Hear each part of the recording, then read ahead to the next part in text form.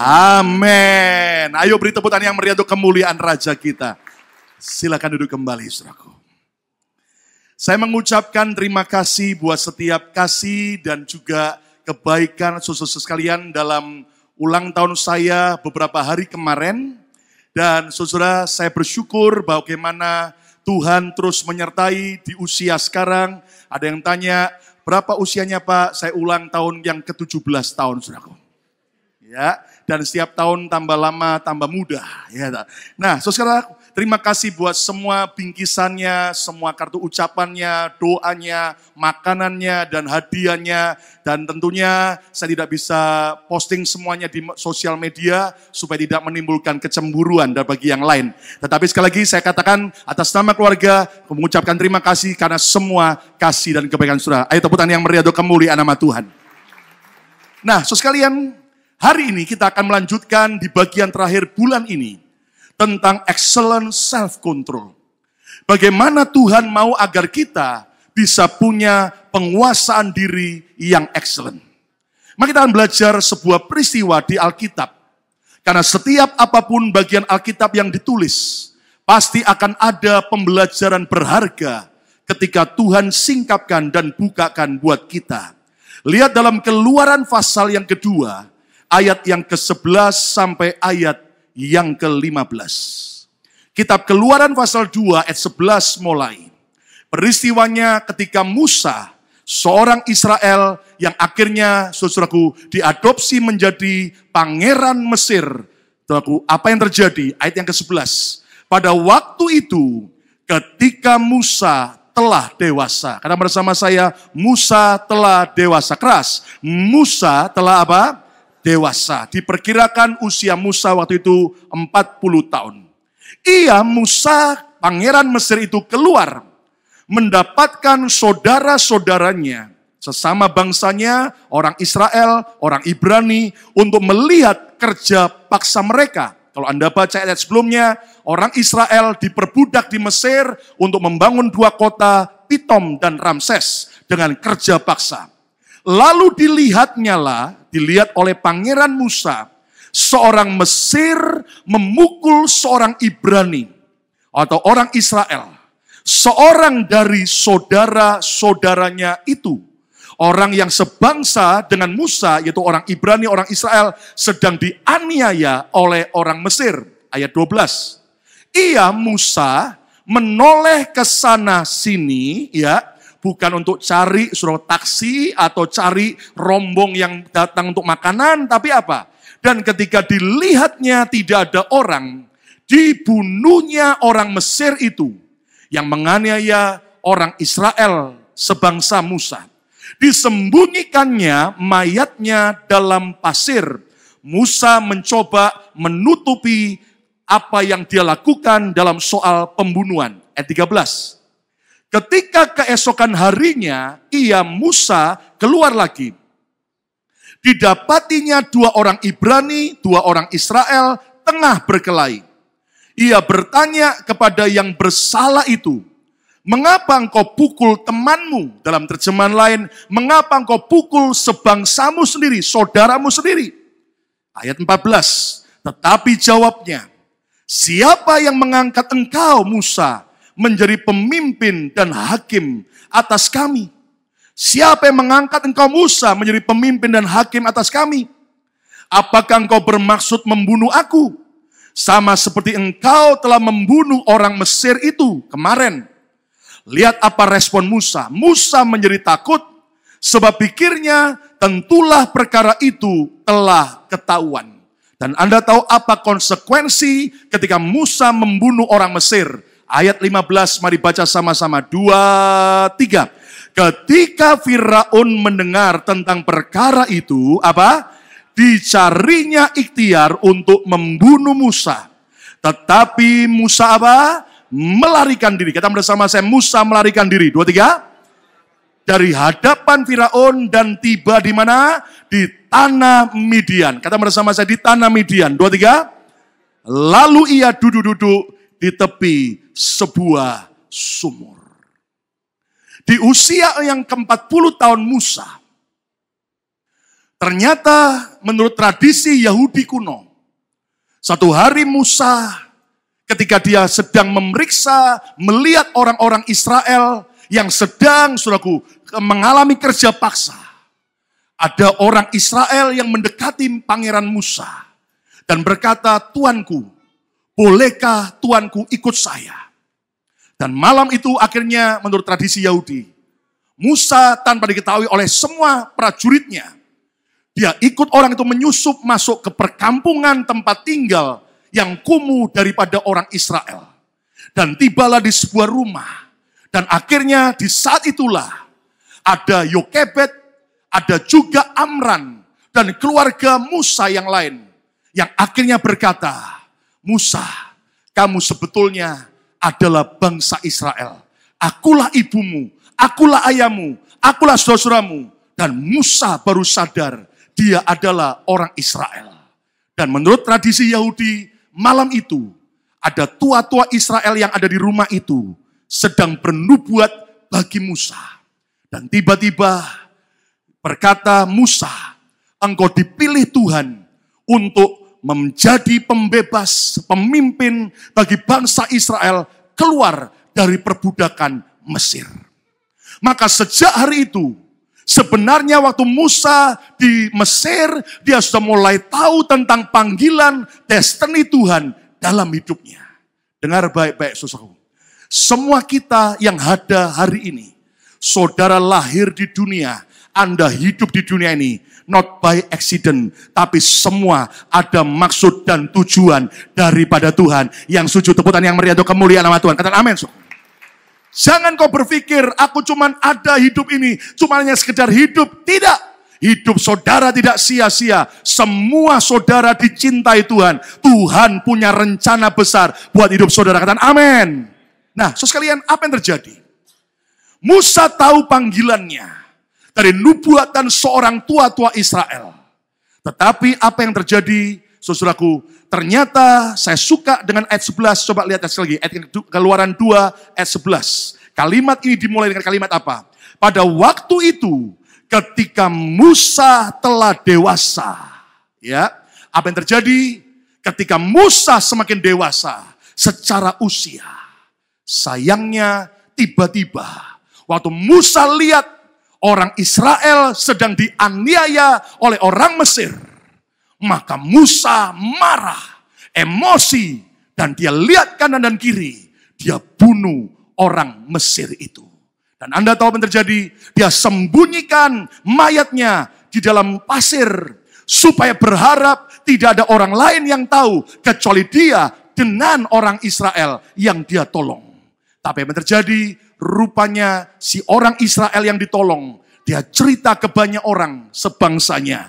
Besoknya pada waktu Musa kembali ke daerah itu, dan tiba-tiba ada 2 orang Israel sebangsanya lagi berantem. Musa berkata, "Mengapa engkau pukul sesamamu, saudaramu?" Dan orang yang bersalah berkata, "Apa engkau akan menjadi pemimpin dan pembebas kami, hakim atas kami? Siapa yang mengangkat?" Dan Anda tahu ternyata dia berkata, "Apa engkau mau bunuh aku seperti kemarin kau bunuh orang Mesir itu?" Dan Musa kaget karena apa yang dia kerjakan ketahuan. Dan Alkitab berkata konsekuensinya Musa harus lari 40 tahun di padang gurun Midian. Dan Anda mengerti saudaraku, ternyata dari peristiwa ini kita bisa belajar. Ternyata di masa Musa sudah semakin dewasa secara usia. Sayangnya Musa tidak bisa handle, yaitu soal kemarahannya, soal kepahitannya. Kenapa? Akibatnya Musa harus lari di padang gurun Midian. Dan kata Midian punya arti yaitu strife. Kata strife punya arti bisa pertengkaran, percekcokan, tapi kata strife juga punya arti kemarahan atau kepahitan. Ini menggambarkan bahwa Musa sudah dewasa secara usia, tapi sayangnya Musa belum cukup dewasa dalam soal karakter. Musa sudah semakin tua, tapi sayangnya Musa belum dewasa secara mental dan karakter. So sekalian, mari kita belajar. Saat kita semakin tua, tidak otomatis kita menjadi dewasa.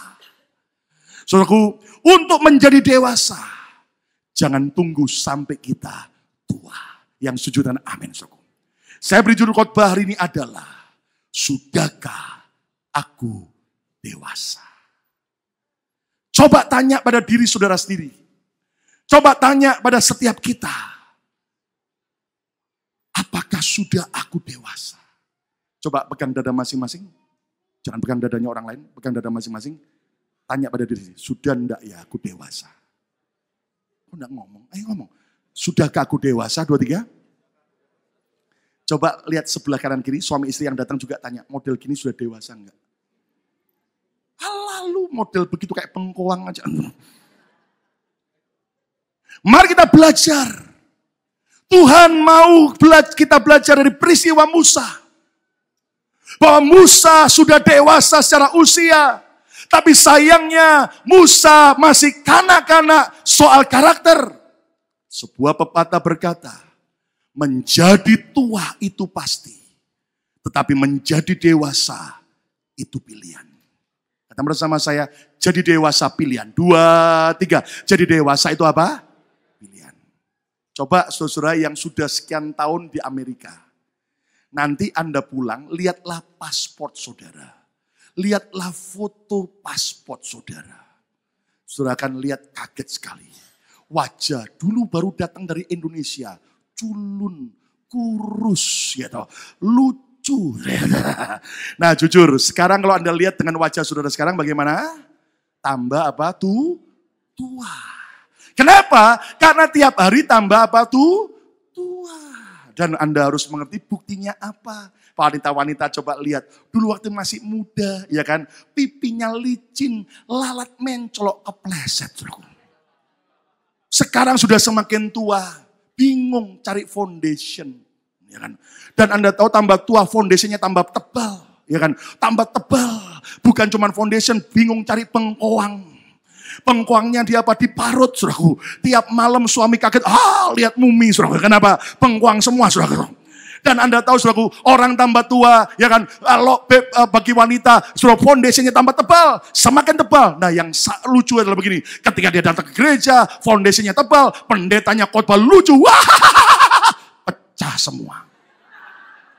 Habis pecah di altar, kalau siapa yang mau bertobat terima berkat Tuhan, mujizat, maju. Waktu dia maju nangis, sudah pecah, jembret semua, saudaraku. Tetapi saudaraku, menjadi dewasa itu pilihan kita. Saudara tentu pernah lihat ada orang yang sangat berusia, tapi dewasa, matang, bijaksana. Tapi berapa banyak orang yang sudah berusia, jadi kanak-kanak, sifatnya kayak anak-anak, gampang ngambek, gampang tersinggung, gampang marah. Anda pernah juga jumpa orang muda yang ternyata sangat sekia sekali, kanak-kanak. Tapi berapa banyak ada orang muda yang dewasa, matang, bijaksana. Ingat, kedewasaan tidak ditentukan oleh usia seseorang.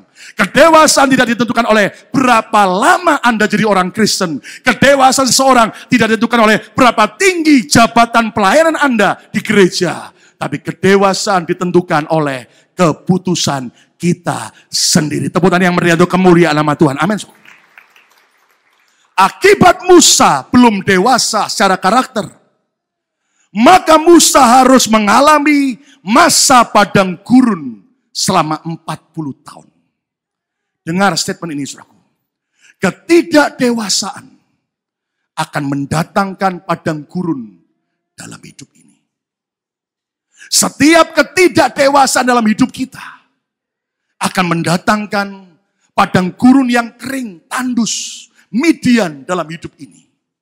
Saudara, kami ketika perjalanan dari Kairo, Mesir, menuju ke Gunung Sinai. Itulah sebetulnya padang gurun Midian. Dan itu betul-betul sangat gersang, panas, sangat betul-betul sebu. Oh, begitu ekstrem panasnya. Nah, Anda tahu, kalau kita tidak dewasa, seringkali ketidakdewasaan itu akan membuat kita masuk di padang gurun. Kering, tandus, tidak ada kesegaran, tidak ada kehidupan. Orang sekarang bilang garing. Anda tahu, berapa banyak keluarga-keluarga garing, kayak padang gurun. Kenapa? Karena tidak ada kedewasaan. Istri buka cek, suami buka cekcok mulu. Tiap hari cuman kayak Tom and Jerry. Tiap hari isinya ribut, berantem, hal-hal sepele langsung meledak. Kenapa? Keluarga kering, keluarga ibarat padang gurun, tidak ada kedewasaan. Kenapa? Saudaraku, itu menyedihkan sekali.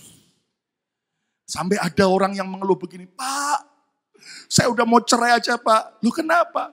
Sudah berkali-kali saya bilang, supaya suami saya pencet odolnya dari belakang Pak. Dia pencet dari tengah Pak. Combrot semua Pak. Saya udah gak tahan Pak. Saya mau tanya, masalah odol, masalah besar atau kecil? Halo? Kecil. Tapi gara-gara masalah kecil mau apa? Cerai. Anda tahu, saya bilang sudahlah gak usah cerai gara-gara masalah odol. Gimana solusinya? Gampang. Solusinya adalah beli 2 odol. Ibu pencet dari belakang, yang suami biar dari tengah, mau dibalik tengah, depan, belakang, terserah. Sehingga akhirnya tidak sampai kemudian bercerai. Tepuk tangan yang meriah untuk kemuliaan nama Tuhan. Amin. Ada suami mengeluh, Pak, istri saya Pak. Gawat sekali Pak. Lu kenapa? Itu sebabnya Pak, kalau saya ke gereja tidak pernah saya gandeng istri saya. Terus, tapi kalau ke mall Pak, saya gandeng erat-erat Pak.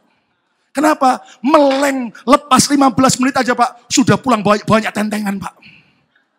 Lalu suami stres, kenapa? Kenapa dia boros Pak? Saudara harus tahu, bahwa ternyata saudaraku, kita harus mengerti. Suami istri itu adalah seperti ibarat workshop. Kata bersama saya workshop, 2, 3. Workshop, artinya begini, suami yang work, istri yang shop. Beberapa wanita, yes. Makanya pria itu sejak menikah disebut suami. Kata bersama saya suami, 2, 3. S semua, U uang, A adalah, M milik, I istri. Beberapa wanita, tepuk tangan lagi. Yes, benar pendeta, khotbahin terus, pelit ini suami saya. Tapi Bu, sejak wanita menikah disebut istri. Kata bersama saya, istri. I, iman, istri harus punya iman. S, setia. T, taat. R, rajin. I, irit.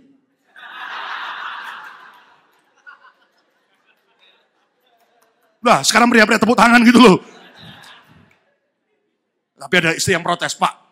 Saya belanja, sering belanja Pak. Tapi cuman murah-murah Pak. Suami saya jarang belanja, sekali belanja.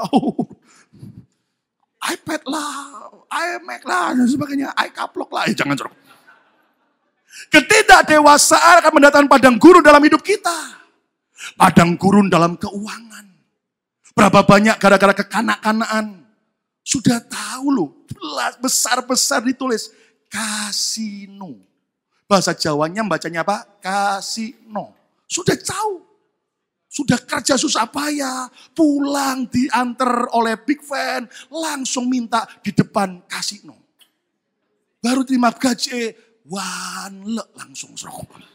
Sudah sekian puluh tahun di Amerika, di Philadelphia, kalau begitu, pendeta, maaf ya saya nggak bisa nyumbang banyak ke gereja. Oh nggak apa-apa, kenapa Bu? Mohon maaf Pak pendeta, karena saya sudah 10 tahun di Amerika. Itu pendeta, itu yang Caesar Place Pak pendeta, itu karpetnya saya sumbang semua. Loh, wih Ibu hebat banget, kenapa Bu? Iya Pak pendeta, karena 10 tahun saya sudah kalah lebih dari 20.000 US dollar pendeta.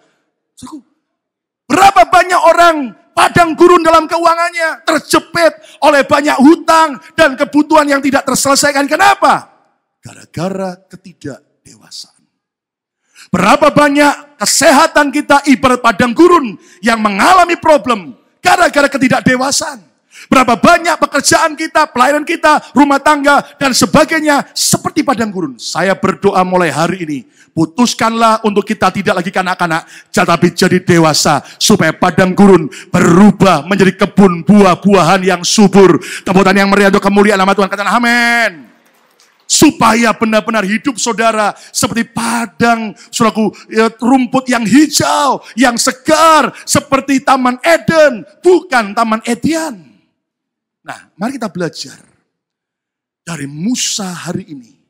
Bagaimana kita bisa mencapai kedewasaan sejati. Kita belajar ternyata ada 3 ukuran kedewasaan sejati. Yang pertama, dewasa dalam keputusan. Kata bersama saya, dewasa dalam keputusan. 2, 3. Dewasa dalam apa? Keputusan. Mature in decision.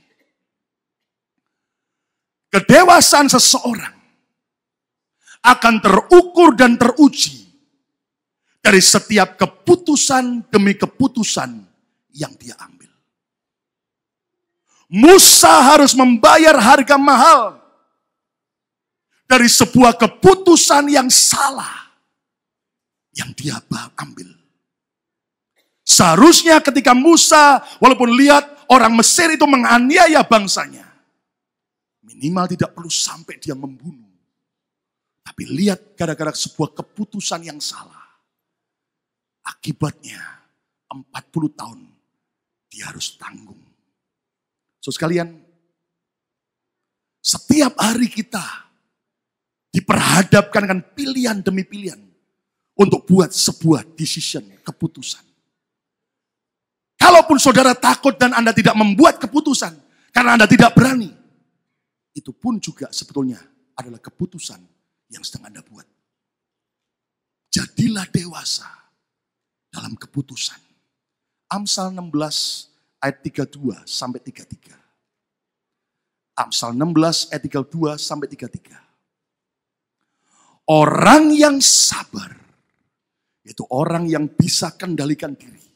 Orang yang punya kedewasaan secara karakter. Melebihi seorang pahlawan. Siapa mau jadi pahlawan? Katakan amin. Arti pahlawan adalah lebih dari pemenang. Katakan amin. Orang yang menguasai dirinya. Orang yang bisa kendalikan nafsunya. Bisa kendalikan kemarahannya. Apapun dalam hidupnya dia bisa kendalikan. Berarti dia dewasa secara karakter. Lihat. Melebihi orang yang merebut kota. Bayangkan kalau saudara merebut satu kota Philadelphia, berarti engkau akan jadi orang yang sangat kaya raya. Yang jujur dan amin. Tapi lihat ayat 33, ini jarang dibahas. Padahal ini ayat ada kaitannya dengan ayat 32. Undi dibuang di pangkuan. Tetapi setiap keputusannya, keputusan apa? Di tangan orang yang dewasa karakternya. Yang bisa kuasai diri, yang punya kesabaran, ketekunan. Maka tetapi di setiap keputusannya berasal daripada Tuhan. Undi dibuang di pangkuan. Tetapi setiap keputusannya berasal daripada Tuhan. Mungkin kita tidak terlalu jelas. Saya akan coba jelaskan, saya pinjam dari sebuah terjemahan lain. NCV Bible, New Century Version. Dia kata begini. People throw lots to make a decision. Anda tahu? Zaman dulu, zaman Musa. Kalau kita bingung ya atau tidak. Maka itu kayak ada lots. Anda tahu? Zaman Musa, Urim dan Tumim. Itu kayak dibolak-balik. Kayak anggap sekarang Anda tahu, kayak koin lah. Ini yang gambar kepala orang atau gambar ini. Ya, tahu. Itu akan dibuat undi. Ya atau tidak. Nah, ayat ini bilang begini. People throw lots to make a decision. Orang yang dewasa akan melempar lots untuk buat sebuah keputusan. Tapi yang ajaib gini. But the answer comes from the Lord. Tapi keputusan yang dia ambil akhirnya selalu merupakan keputusan yang dari Tuhan. Dari ayat ini kita bisa belajar. Kedewasaan akan membuat seseorang bisa menangkap keputusan Tuhan. Dan itu akan menjadi keputusan orang yang dewasa tersebut. Yang sujud tepuk tangan yang meriah untuk kemuliaan nama Tuhan. Saudara, berapa banyak orang bilang begini, aduh pendeta nyesel gua. Kenapa? Saya sudah buat ambil keputusan yang salah. Saya sudah buat keputusan yang salah dalam investasi, dalam soal usaha. Saya sudah ambil keputusan yang salah dalam pernikahan. Saya sudah ambil keputusan yang salah dalam soal keuangan. Ada banyak hal keputusan yang salah yang pernah kita buat. Tapi jangan ulangi lagi. Orang yang dewasa, dia akan bisa belajar tangkap keputusan Tuhan. Dan akan jadi keputusannya. Dan keputusan yang bijaksana akan membuat hidup kita makmur dan berhasil. Tepuk tangan yang meriah untuk kemuliaan nama Tuhan. Amin. Satu hari ada seorang pemuda yang miskin. Dia jatuh cinta dengan anak putri seorang raja. Dan putri raja itu juga jatuh cinta dengan pemuda yang miskin ini. Dan satu hari si pemuda yang miskin datang menghadap sang raja. Raja yang dihormati oleh rakyatnya. Lalu dia datang, paduka raja, perkenalkan nama hamba ini. Hamba berasal dari daerah ini. Lalu raja bertanya, ada apa anak muda?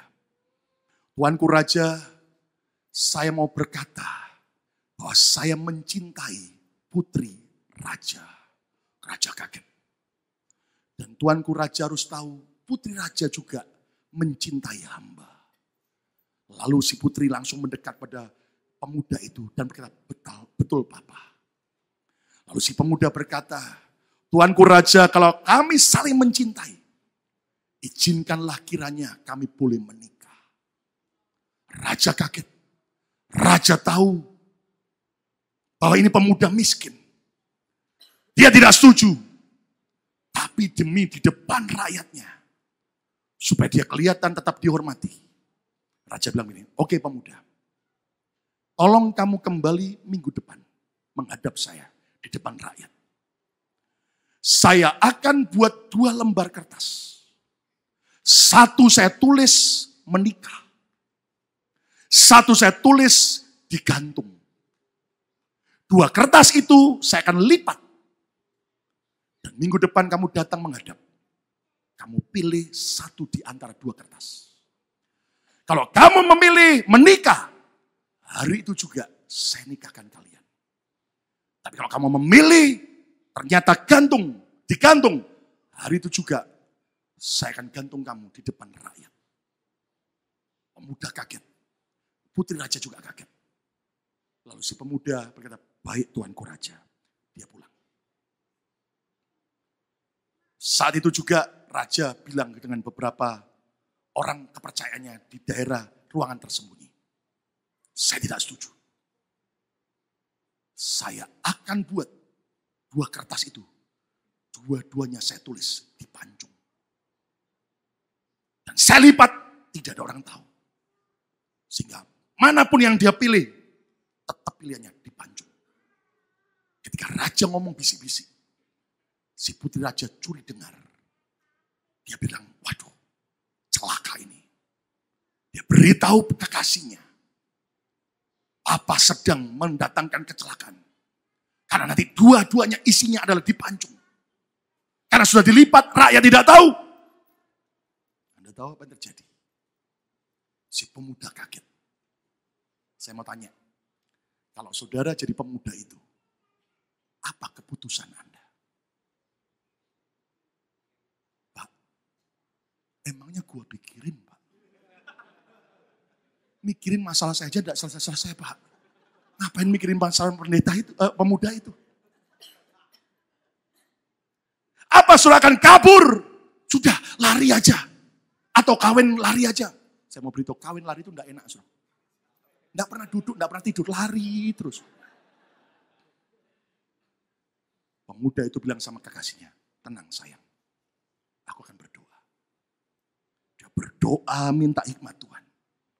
Walaupun dia miskin, tapi dia bijaksana. Minggu depan di hari yang ditentukan, dia menghadap raja. Raja senyum, kamu siap anak muda memilih 2 kertas ini? Siap. Rakyat semua datang menyaksikan. Lalu raja sendiri dengan nampan dia turun dari singgasana. Mendatangi pemuda itu. 2 kertas yang sudah terlipat rapi. Kamu pilih anak muda. 1 di antara 2 pilihan ini. Si pemuda senyum, baik Paduka. Dia ambil 1. Begitu dia ambil, langsung pemuda ditelan. Masuk. Kaget raja. Ditelan. Kalau sudah ditelan kan susah diambil lagi. Dan apa yang terjadi? Tiba-tiba raja kaget. Tidak ada pilihan lain. Maka raja membuka kertas yang sisa. Waktu dibuka, tulisannya dipancung. Rakyat tahu, putri senyang. Semua rakyat bersorak-sorak. Hari itu juga raja tidak ada pilihan lain. Menikahkan pemuda itu dengan putrinya. Tepuk tangan yang meriah untuk kemuliaan. Itu dewasa dalam keputusan. Tapi setelah mendengar ilustrasi ini, jangan kemudian besok Anda datang pada orang yang menghutangi saudara. Mana surat utangnya? Tiba-tiba Anda makan. Jangan. Jadilah orang yang dewasa dalam keputusan. Jujur semua kita sudah buat banyak kesalahan dalam keputusan. Tapi minimal mulai hari ini, mari kita punya cara dewasa mengambil keputusan yang sesuai dengan amin. Apa? Cara dewasa mengambil keputusan. Lihat, utamakan solusi dan bukan emosi. Berapa banyak orang yang kanak-kanak ketika menghadapi pilihan demi pilihan, menghadapi persoalan yang diutamakan apa? Emosinya. Tersinggungnya dulu, marahnya dulu, sakit hatinya dulu, sampai nyanyi begini, sakitnya tuh di sini. Sudah lama-lama di sini, enggak di sini terus naik di sini. Saudaraku, Musa mendahulukan emosinya, dia bunuh orang Mesir itu. Dan dia tidak cari solusi. Berapa banyak kita seringkali masih kanak-kanak. Isinya cuma tersinggung, isinya cuma pahit. Dan kita sibuk entertain perasaan kita. Kita cuma sibuk mengumbar emosi kita. Tapi mari kita belajar mulai hari ini. Belajar utamakan solusi yang terbaik. Tepuk tangan yang meriah untuk kemuliaan nama Tuhan. Amin. Ada orang nyetir mobil, tiba-tiba lagi lewat di depan rumah sakit jiwa. Wih, waktu dia lewat rumah sakit jiwanya sangat gede, dia begitu kaget, wih rumah sakit jiwa. Tiba-tiba dia kaget, bunyi klodak. 1 roda mobilnya lepas. Waktu lepas, dia cari rodanya, dikejar, setelah berhenti, ketangkep. Tapi 4 murnya yang di roda hilang semua. Waduh, dia bingung. Dia mikir, 3 roda semua terpasang, sudah ada murnya komplit. 1 roda ada tapi murnya nggak ada semua. Nggak ada spare mur. Dia mikir, rupanya sejak dia lakuin itu, kejadian itu, beberapa orang gila dari lantai 2 lihat. Ini orang bingung, ya toh gimana caranya nggak ada mur, ya toh sibuk cari. 1 orang gila teriak, "Woi, ngapain lu bingung?" Kaget, orang gila. Dari rumah sakit jiwa, ya kan kalau pakai baju putih itu kan dokternya, kalau enggak itu kan pasien. So. Ngapain lu bingung? Ya ditanya gitu ya, enggak ada pilihan. Habis 4 mur ini untuk roda ini hilang. Saya coba cari enggak ketemu. Lalu si orang gila, gampang. Gampang gimana? 3 roda yang murnya 4 komplit, lepas 1 mur, 1 mur, 1 mur. Kamu dapat 3 mur. Pasang roda yang hilang murnya dengan 3 mur itu. Kamu bisa jalan. Kaget dia. Lu gila tapi pinter ya. Lalu dia bilang, mending gua gila tapi pinter daripada lu waras tapi bego. Berapa banyak kita tidak tahu solusinya. Apalagi cara dewasa mengambil keputusan. Utamakan cara Tuhan, bukan cara dunia. Berapa banyak orang mencontoh kayak Musa dengan cara dunia. Menghalalkan apapun caranya, yang penting saya berhasil, dan sebagainya. Saudara, utamakan cara Tuhan. Alkitab itu adalah fondasi dan standar hidup kita. Memang saudaraku, kalau Anda belajar taat akan firman, cara Tuhan seolah-olah memang sukar. Seolah-olah seperti jalan yang sempit, narrow way, yang banyak tantangan, banyak pergumulan, kurang favorit. Tapi Anda harus tahu, di baliknya pasti akan ada mujizat demi mujizat dan kehidupan yang kekal. Tepuk tangan yang meriah untuk kemuliaan Tuhan. Amin. Bagi Anda yang masih pacaran, cara dunia, nggak apa-apa. Toh belum nikah sama setelah nikah sama. Nggak apa-apa. Tangan kreatif nggak apa-apa. Kemana-mana nggak apa-apa. Makanya akhirnya si cowoknya suka ngajak kekasihnya kemana? Ke bioskop. Bioskop nonton apa Pak? Bukan film komedi. Nonton apa? Film horor. Diajak ke horor. Kenapa? Karena begitu lihat orang film horor, si wanita, lalu ketika ketahuan, kemana si wanita? Peluk si cowok, pacarnya, asik, kata si cowok. Dan Anda tahu, itu cara dunia. Pak Lukas kok tahu? Pengalaman dulu. Sebelum bertobat. Cara dewasa dalam mengambil keputusan berikutnya apa? Utamakan orang lain dan bukan ego kita sendiri. Berapa banyak orang kanak-kanak selfishnya bukan main. Yang penting saya harus disenangkan. Yang penting harus mengambil kesukaan saya. Saudaraku, mari kita belajar. Orang dewasa, dia tidak mendahulukan egonya. Tapi dia dahulukan, utamakan kepentingan orang lain. Berapa banyak orang begini, cerai aja pendeta. Cerai udah gak tahan. Saya bilang begini, saya udah ketemu dengan begitu banyak anak-anak korban perceraian. Dan Anda harus tahu, mengerikan sekali. Saudara, orang kalau lihat orang tuanya cerai, itu sesuatu pukulan berat dalam hidupnya. Mari, sepelit apapun suami Anda, secerewet apapun isi Anda, tetap harus kepentingan keluarga yang didahulukan, bukan kepentingan diri kita sendiri. Tepuk tangan yang meriah untuk kemuliaan nama Tuhan. Amin. Yang kedua, ukuran kedewasaan sejati adalah apa? Dewasa dalam tanggung jawab. Mature in responsibility. Dewasa dalam tanggung jawab. Musa tahu panggilan Tuhan, pemilihan Tuhan untuk dia jadi pemimpin, hakim, pembebas bangsa Israel. Tapi sayangnya tanggung jawab Musa harus tertunda, postpone 40 tahun. Sampai Musa umur 80 tahun, setelah dia 40 tahun di Midian, barulah akhirnya tanggung jawab itu Tuhan percayakan. Tanggung jawab Musa tertunda gara-gara apa? Ketidakdewasaan Musa. Lihat Ibrani 13 ayat 17. Namanya saja coba, Ibrani. Kata bersama saya, Ibrani. 2, 3. Ibrani. Makanya anak Tuhan itu harus Ibrani. Berani. Kata haleluya. Berani apa? Lihat. Taatilah pemimpin-pemimpinmu. Dan tunduklah kepada mereka. Sebab mereka berjaga-jaga atas jiwamu. Baca kalimat berikutnya. 2, 3 keras. Apa? Sebagai orang-orang yang harus apa? Bertanggung jawab atasnya. Saya hari ini tidak bicara soal submission pada pemimpin. Otoritas, karena Anda sudah tahu. Tapi lihat, seorang pemimpin haruslah orang-orang yang harus bertanggung jawab atasnya. Dan seorang pemimpin yang bertanggung jawab adalah pemimpin yang dewasa. Dari ayat ini saya bisa menyimpulkan, kedewasaan akan membuat seseorang menjadi pemimpin yang bertanggung jawab.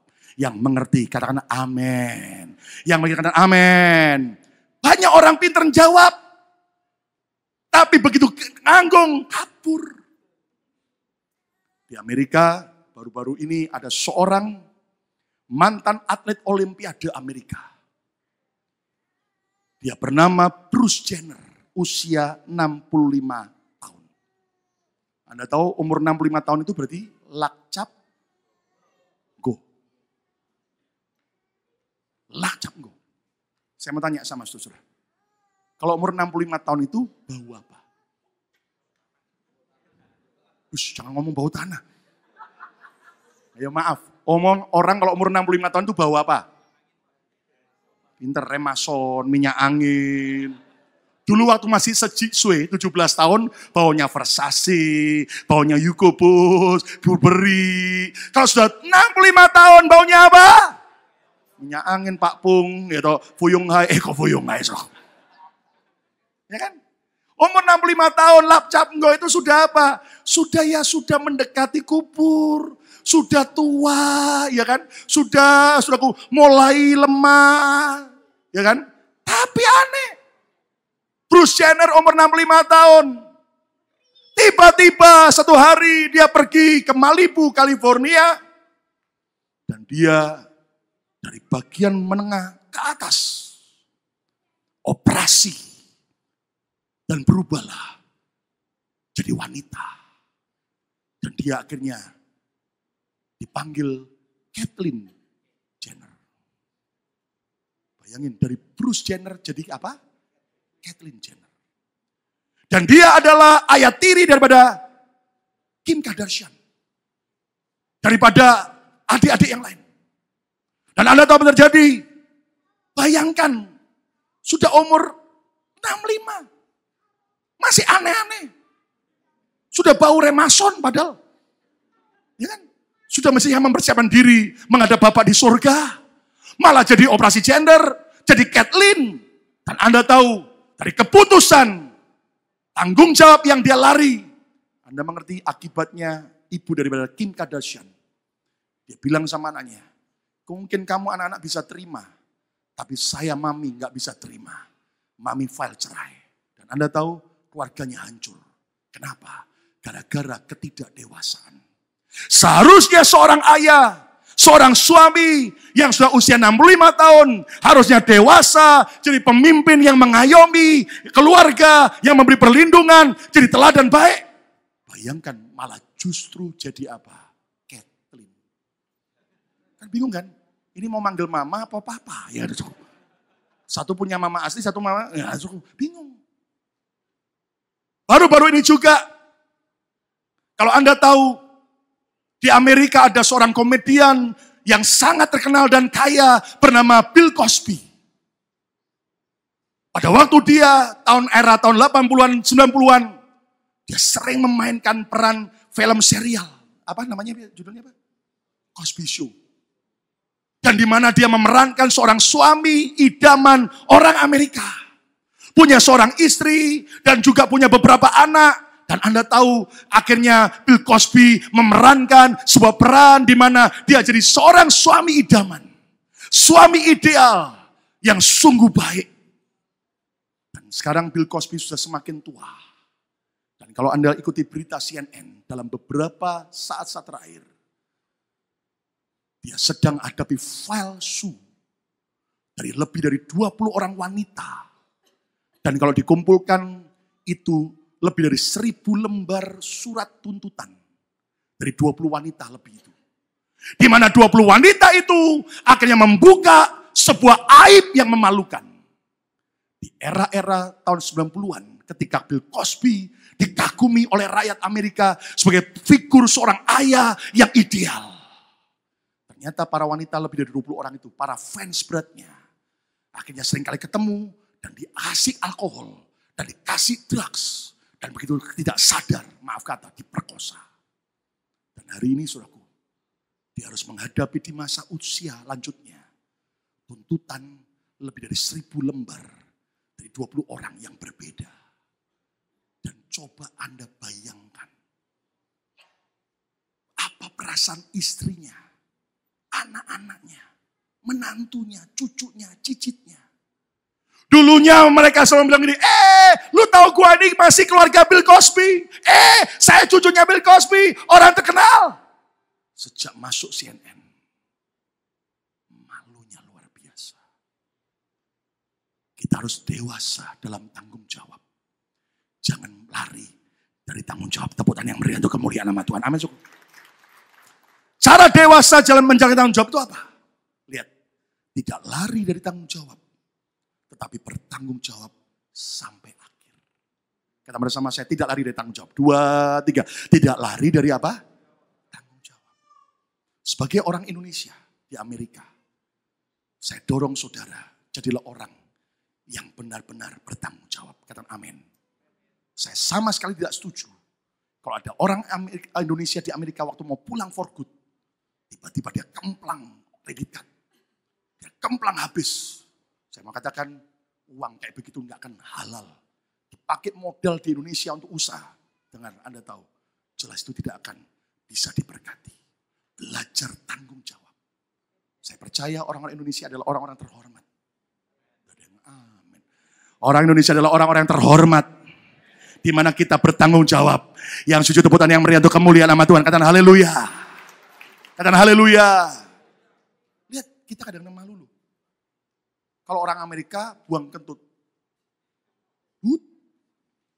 Lalu dia bilang apa? Excuse me.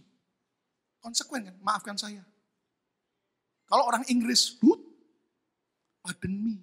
Lebih halus. Maafkan saya. Orang Indonesia kentut, not me. Jangan cuma ketawa bertobat, men. Saudara-saudara, kita sebagai pemimpin harus bertanggung jawab. Saya cerita sama saudara, ketika kita mau beli gedung ini, saya punya dilema yang sebetulnya sangat menegangkan. Anda tahu oleh anugerah Tuhan, setelah kita lewati kebakaran Desember 2006, gedung yang kita sewa untuk kebaktian di Juniper, akhirnya Agustus 2007, kita mau transaksi gedung ini. Dan Anda tahu oleh kemurahan Tuhan, awalnya dari awal gereja kita 2002 sampai waktu mau transaksi, mendekati beberapa bulan. Oleh anugerah Tuhan kita sudah kumpulkan, baik dari kas awal sampai taburan dan sebagainya, 3 juta US dollar lebih. Itu semua karena kemurahan Tuhan. Tepuk tangan yang meriah untuk kemuliaan Tuhan. Amin. Dan saya bilang Tuhan terima kasih. Minimal kita akan beli gedung ini dan tidak akan ada hutang bank. Debt free. Tapi Anda tahu ternyata keadaan berbeda. Tiba-tiba arsitek kita bilang, waduh kita salah hitung. Awalnya kita pikir 900.000 untuk renovasi cukup. Nggak taunya sudah membengkak. Hampir 2 juta lebih. Dengan izin dan sebagainya. Dalam keadaan begitu, saudaraku, gak ada pilihan lain. Akhirnya harus ambil loan, pinjaman dari bank. 1,8 juta US dollar. Dan jujur, saudaraku, waktu itu pihak bank bilang ini. Well, gak banyak bank mau meminjamkan untuk non-profit organisasi, untuk gereja. Saya tanya kenapa? Sudah banyak histori, banyak gereja utang sama bank, enggak bayar, tidak mampu bayar. Terus saya bilang, coba lihat keuangan kami, reportnya dari akuntan yang kita sewa tiap tahun. Bagus, cash flow-nya bagus. Tapi pastor, kalau kamu mau utang dari kami, pertama bunga cukup tinggi, nggak bisa dinegosiasi karena nggak ada bank lain lagi yang mau. Tapi yang kedua, kita butuh beberapa orang pengurus Anda yang kredit historinya bagus. Harus mau tanda tangan bersama kamu pendetanya sebagai penjaminnya. Dan Anda harus tahu resikonya apa. Berarti kalau sampai tidak bisa terbayar, maka si penjamin itu harus bertanggung jawab. Apa yang bisa disita dan sebagainya harus disita. Sebuah dilema yang tidak mudah. Saya bilang dengan istri saya sembahyang juga. Saya runding dengan beberapa teman. Saya coba negosiasi lagi dengan pihak bank begini. Gini deh, saya gembalanya, saya pemimpinnya. Saya tidak mau sampai membuat pengurus kami terjebak dalam sebuah dilema yang tidak baik. Tolong atur saya saja yang jadi orang yang tanda tangan sebagai penjamin. Oh nggak bisa pastor. Apa jaminannya? Saya bilang sama Tuhan, engkau jaminanku Tuhan. Katakan amin suku. Hanya Yesus jaminan kita. Tepuk tangan yang meriah untuk kemuliaan Tuhan. Amin suku. Saya bilang Tuhan aku minta jaminanmu. Dan Tuhan ngomong maju nak. Aku berserta. Terus terang pihak bank tanya. Apa yang kira-kira pastor? Saya bilang sama istri saya sepakat. Gak ada pilihan lain. Rumah kami yang lama. Passion. Sudah itu minimal. Wih, jauh dari jaminannya. Tapi tolong atur. Coba lihat kredit story saya dan sebagainya. Akhirnya dia bertanya, kenapa harus pastor aja? Saya bilang begini, ya gak ada yang lain. Pemimpin harus berani pasang badan. Tidak ada yang amin. Pemimpin yang cuma berani ngomong, gak berani pasang badan. Maaf, pengecut. Saya bilang, oh orang bank, oke. Coba saya rundingin. Dirundingkan sekian saat, oke. Kami setuju, jujur dong. Waktu mau tanda tangan pinjam 1,8 juta. Dengan beberapa teman yang saksi. Saya bilang, dalam nama Yesus. Saya ngomong, beberapa teman sampai orang escrow-nya bilang, in the name of Jesus. Iya, saya bilang. Kenapa? Kalau bukan karena Tuhan. Ngeri nih. Ya kan? Apalagi waktu itu kemudian gak lama krisis ekonomi Amerika. Tapi anugerah Tuhan. Ketika kita berani bertanggung jawab, tidak lari. Kemurahan Tuhan. Seharusnya mortgage 30 tahun baru lunas. 7 tahun dalam anugerah Tuhan. Januari tahun ini sudah lunas. Tepuk tangan yang meriah. Katakan haleluya. Katakan haleluya. Mari kita belajar tidak lari dari tanggung jawab. Tapi kita betul-betul apa? Tidak asal-asalan mengerjakan tanggung jawab. Tapi dengan excellent. Kata bersama-sama dengan excellent. 2, 3. Jadi pendeta yang excellent. Jadi jemaat yang excellent. Pengurus yang excellent. Orang tua yang excellent. Anak yang excellent. Apalagi? Tidak mengeluh dalam mengerjakan tanggung jawab. Tetapi dengan sukacita. Maaf, berapa banyak orang kerja ngomel mulu. Tiap hari melayani ngomel mulu. Saya mau beritahu, nggak akan ada berkat. Kalau engkau bersukacita, nggak pernah bersungut-sungut.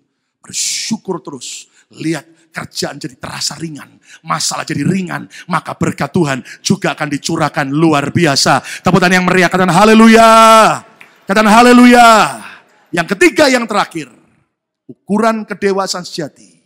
Dewasa dalam sikap. Katakan bersama saya, dewasa dalam sikap. 2, 3. Dewasa dalam apa? Sikap.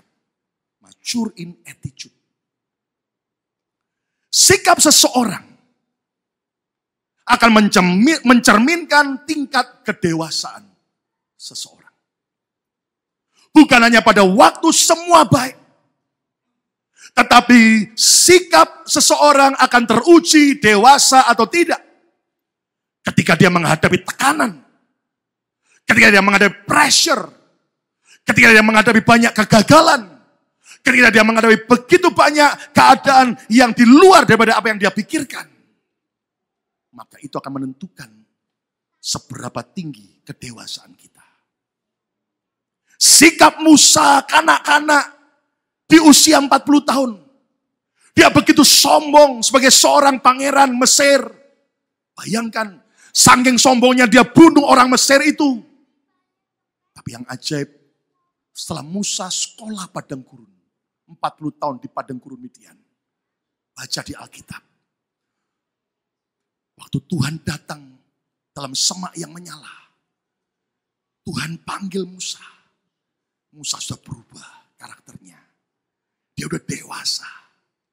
Sampai Alkitab berkata Musa adalah seorang yang lemah lembut. Melebihi orang-orang yang lain. Sebuah kerendahan hati. Sebuah kematangan. Sebuah kedewasaan dalam sikap. Yang membuat Tuhan, ini sudah matang. Siap jadi pemimpin bangsa Israel membebaskan. Di waktu dia masih kanak-kanak, Tuhan, ini no, bahaya. Nanti bukan cuma orang Mesir yang dia bantai. Sesama bangsanya, kalau dia marah, dia bantai semua. Habis, jangan. Anda tahu. Sampai hati Musa. Waktu lihat bangsa Israel memberontak. Waktu dia pimpin, Tuhan marah. Berkali-kali sampai Musa bilang, Tuhan, bunuh aku lebih baik. Jangan bunuh bangsa itu. Itu hati seorang yang matang dan dewasa. Sebuah tabel permainan yang menarik. Nanti Anda coba cek. Anggaplah huruf A sampai Z. Itu hitung angkanya. Pertama A, 1, B, 2, sampai Z 26. Ternyata kata skill atau kemampuan, keahlian. Kalau Anda lihat kata S 19, K 11, I 9. Terus ternyata hasilnya 82. Kata knowledge, pengetahuan, kepandaian, hikmat. Ternyata kalau Anda jumlah 96. Kata hard work, kerja keras, 98.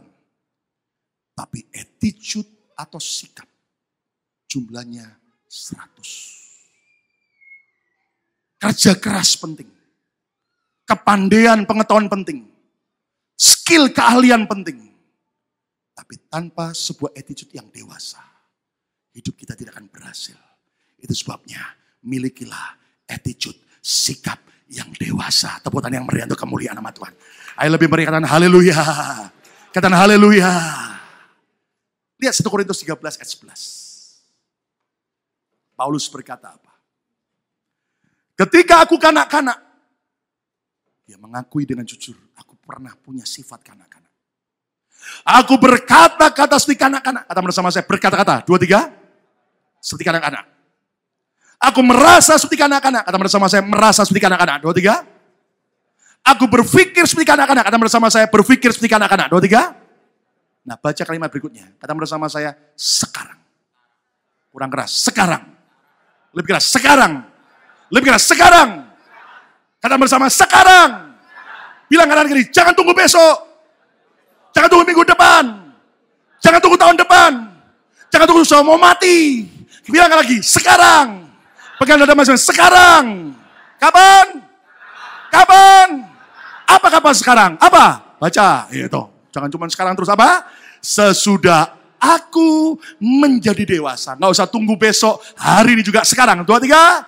Sekarang. Aku meninggalkan, membuang sifat kanak-kanak itu. Yang setuju, sekarang mau dewasa. Tepuk tangan yang meriah untuk kemuliaan nama Tuhan. Katakan haleluya. Katakan haleluya. Cara dewasa dalam sikap adalah apa? Berkata-kata dengan bijaksana. Semua kita pasti pernah buat salah dalam perkataan. Seringkali kita masih kanak-kanak dalam ucapan kita. Kita suka gosip. Kita suka jelekkan orang lain. Saudara tahu begini, saudara. Orang yang menjelekkan orang lain di depan saudara. Saudara jangan malah tanggapin. Terus. Oh, terus. Kenapa? Karena Anda senang kan dengar orang jelekkan orang lain di depan saudara. Padahal Anda harus yakin dan Anda harus percaya ucapan saya. Orang itu menjelekkan orang lain di depan saudara. Percayalah satu hari orang yang sama menjelekkan saudara di depan orang lain. Makanya kalau ada orang mulut ember, bilang, embermu harus ditambal oleh darah Yesus. Tepuk tangan yang meriah untuk kemuliaan nama Tuhan. Amin. Sukanya yang jelek-jelekin. Sukanya yang gosip. Selalu kata-katanya tidak bijaksana. Enggak cuma yang ucapan sekarang ini, ya kan? Enggak cuma yang disuarakan, yang diketik. Ya kan? Halo. Ketik di mana, Mbak? Facebook. Ya kan, laki PT ini.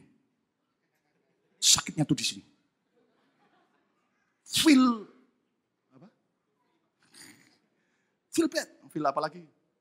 Pokoknya angry, feel. Oh, saudaraku, belajar berkata-kata dengan bijaksana. Pegang mulut masing-masing. Jangan mulut orang lain. Jangan tampar mulut orang lain. Pegang mulut masing. Berkata-kata bijaksana. Tepuk tangan yang meriah untuk kemuliaan nama Tuhan. Coba saudara, kalau anak kecil salah ngomong. Kadang-kadang kita menganggap lucu. Iya kan? Yuda dan Betani anak kami berdua. Waktu kecil punya banyak kelucuan-kelucuan ngomong-ngomong perkataannya. Yuda itu dulu kalau ngomong Alkitab, gak bisa. Dia ngomong apa? Alcipat. Saya udah ngomong, bukan Yuda Alkitab, Alcipat. Wis terserah kamu lah wis. Karena masih kecil ya kan. Ngomong 10, 10. 100, 100. Bukan, 10, 10. Ya udahlah, anak kecil lucu, ketawa-ketawa. Enggak apa-apa. Betani sekarang hampir umur 4 tahun, kelucuannya lain lagi. Kalau dia bicara Kamis, Kimis. Hari Kimis. Bukan Kamis, Kimis. Dia kalau ngomong alarm, alayam. Dia kalau ngomong seat belt, belt. Bukan, seat belt. Dan kadang-kadang enggak tahu sih, ini Betani juga Yuda anak spesial, Betani juga anak spesial. Anda tahu? Entah nurun siapa, saudara itu. Ya jelas orang tuanya, saya tahu. Dia sekarang ini suka pegang mic. Dan Anda tahu saudara, dia tiru papanya, mamanya, saudara. Dan Anda tahu saya belikan mic dari plastik, ya jangan asli, masih mahal, saudara. Ya, yang dari plastik, saudara, di depan kaca nyanyi, jadi presenter, saudara. Ya karena dia lihat dari YouTube, saudara, anak-anak yang jadi presenter, saudara, dia bisa ngomong presenter begini, saudara. Wah, dengan gayanya dia bisa nari-nari, saudara. Weh, pokoknya ngomongnya. Saya bilang sama istri, dari awal bangun sampai mau tidur, nggak berhenti ngomong terus. Ada yang ngomong, kayak siapa ya, saudara? Nah, kadang-kadang muncul isengnya Betani. Rupanya enggak tahu isengnya mungkin. Nah, jujur, kalau isengnya kayak saya, bapaknya tanggung jawab, itu. Kadang-kadang kalau lagi muncul isengnya, dia godain juga loh. Dia bukan panggil saya kalau lagi iseng, bukan Papa Lukas. Papa Lupis. Apa itu? Papa Lukas? Enggak, Papa Lupis. Dan kadang-kadang dia, kalau ditanya orang, Betani, Kusuma, atau Misa? Misa itu inang pengasuhnya. Dia selalu lihat situasi. Dilihat kanan kiri. Kalau yang tanya saya atau ada orang di depan saya, Betani apa? Kusuma. Tapi kalau sudah di depan inang pengasuhnya, Betani siapa? Misa. Pinter dalam berkata-kata. Nah, Rebu kemarin saya ajak istri dan Yuda dan Betani untuk ke New York. Cabang kita gereja Betani di New York. Untuk doa pengerja sebulan sekali. Dan Anda tahu sudah di mobil, dia tanya Betani, mau kemana ini? New York. Oh, ngapain di New York? Kebaktian. Di mana? Betani New York. Yang mana? Itu loh, saya bilang. Yang pendetanya Om Yongki. Dia diam sebentar. Terus yang, oh, pendeta yang no hair. Pendeta Noher. Jangan kasih tahu Pastor Yongki minggu depan beliau khotbah di tempat ini. Nah, saya juga sampai ini di New York Rabu kemarin. Anak-anak kecil kan. Oh, pendeta yang Noher. Bayangkan, saudara. Kecil ngomong salah, kita lucu. Kalau sudah besar, terus lucu, apa salah? Kalau orang tuanya, itu orang tuanya juga agak-agak, saudara. Sudah besar. Perkataan kita harus bijaksana. Tepuk tangan yang meriah untuk kemuliaan nama Tuhan. Amin. Dewasa dalam sikap juga apa? Berperasaan dengan matang. Orang dewasa tidak dikuasai perasaan. Tidak dipermainkan perasaan. Tidak kemudian cuma moody, up and down, lagi senang-senang, lagi moodnya jelek-jelek. Tidak. Orang dewasa bisa menaklukkan dan bisa menguasai perasaan. Tepuk tangan yang meriah untuk kemuliaan nama Tuhan. Amin. Walaupun perasaanmu lagi bad, engkau kata dalam nama Yesus, perasaan yang tidak baik, keluar. Aku mau bersuka cita di hadapan Tuhan. Kata amin. Walaupun perasaan kata enggak mungkin, tapi Anda berkata pasti bagi Tuhan tidak ada perkara mustahil. Petrus jalan di atas air. Tapi dia tenggelam kapan? Ketika dirasanya ombak itu. Saat kau main perasaan, engkau akan jatuh. Saat engkau main perasaan, engkau akan gagal. Tapi saat engkau main iman, percaya pada Tuhan, dalam kedewasaan, engkau pasti berjalan dalam mujizat. Karena haleluya. Apalagi berpikir secara positif. Kita bersama saya berpikir positif. 2, 3. Orang dewasa menyikapi apapun bukan negatif, tapi positif. Lihat bunga mawar, bukan durinya yang dia lihat, tapi bunga yang bagus. Waktu lihat hujan, bukan becek dan kotornya yang dia lihat. Tapi dia berpikir kesegaran dan keindahan yang dia lihat. Ketika engkau dijelekkan oleh orang lain, apakah engkau berpikir positif? Ketika engkau menghadapi masa sukar, apakah engkau berpikir positif? Itu akan menentukan sikap kedewasaan kita. Saudara-saudara, beberapa orang tanya sama saya, Pak, tipsnya kalau digosipkan orang bagaimana? Simple. Simple. Apa? Yang penting beres dengan Tuhan. Dan kalau itu cuman gosip, cuman fitnah, serahin ke Tuhan, beres dengan Tuhan. Jaga hati, gak usah kepahitan, gak usah benci. Dijelekin mau kayak apa? Tetap di hadapan Tuhan kita memang jelek. Hanya Tuhan saja yang memberi anugerah, katakan amin. Kita nggak cuman punya 2 tangan, kita nggak bisa nutup mulutnya semua orang se-Philadelphia. Ya kan, kita punya cuma 2 tangan, yang kita bisa lakukan adalah tutup telinga kita sendiri. Amin, saudaraku. Ya kan? Dan mari kita belajar. Jadi orang yang apa? Berpikir positif. Saya tuh berpikir gini, saudara. Kasihan sama orang yang jelekkan saya. Itu kasihan. Kenapa? Karena mereka ketika menjelekkan saya, semakin mereka mengakui bahwa saya di depan mereka. Udah ada yang amin. Justru kalau orang memuji-muji terus itu, kadang-kadang mungkin saya di belakang mereka. Ya kan? Jadi mari belajar. Ada yang ngomong begini saya, begitu, begini. Saya cuma bilang ini, Tuhan, Engkau tahu hatiku. Kalau ada salah minta ampun.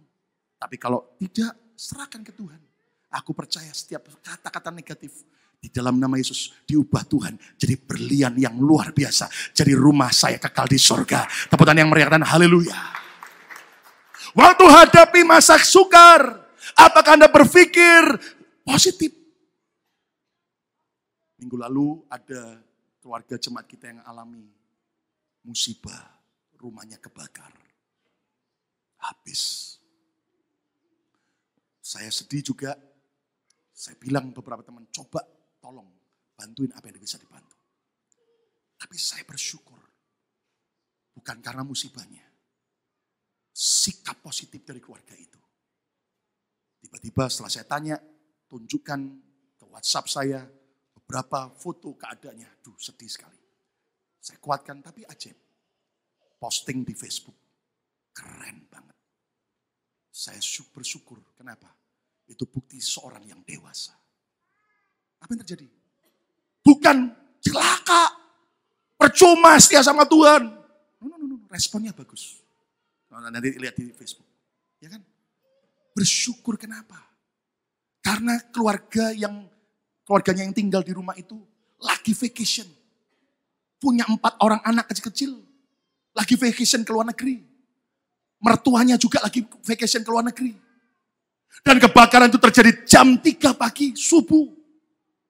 Coba seandainya keluarga itu masih ada. Atau suaminya aja yang ke luar negeri vacation. Istri dan anak-anaknya 4 orang masih di situ. My God. Kita gak bisa duga apa yang akan terjadi. Tapi orang dewasa. Dia bisa bersyukur. Berpikir positif. Puji Tuhan. Tuhan izinkan sebelum terjadi kebakaran. Semua sudah kosong rumah itu. Karena lagi vacation. Dan saya berkata dalam nama Yesus, di balik musibah akan ada berkat besar. Tepuk tangan yang meriah untuk kemuliaan Tuhan. Lebih meriah katakan haleluya. Lebih meriah katakan haleluya. Itulah sikap dewasa. Kesimpulannya. Putuskanlah mulai hari ini. Kata bersama saya sekarang, 2, 3. Untuk meninggalkan setiap kekanak-kanaan. Dan berubah menjadi dewasa. Yang pertama, dewasa dalam keputusan. Belajar dulukan solusi, bukan emosi. Belajar untuk utamakan cara Tuhan, bukan cara dunia. Utamakan orang lain, bukan ego kita sendiri. Yang kedua, dewasa dalam tanggung jawab. Tidak lari dari tanggung jawab. Tidak asal-asalan. Tapi mengucap syukur dan juga excellent. Dan yang ketiga, dewasa di dalam sikap attitude kita. Perkataan yang bijaksana, perasaan yang matang, dan juga pikiran yang positif. Doakan saya, terima kasih buat cinta dan kasih saudara di ulang tahun saya kemarin. Tapi saya memutuskan, mulai hari ini, biar saya juga tidak hanya semakin dewasa usia, tapi juga semakin dewasa dalam karakter. Dan semua kita juga dewasa dalam karakter kita. Tepuk tangan yang meriah untuk kemuliaan nama Tuhan. Amin. Ayo kita beri bersama-sama.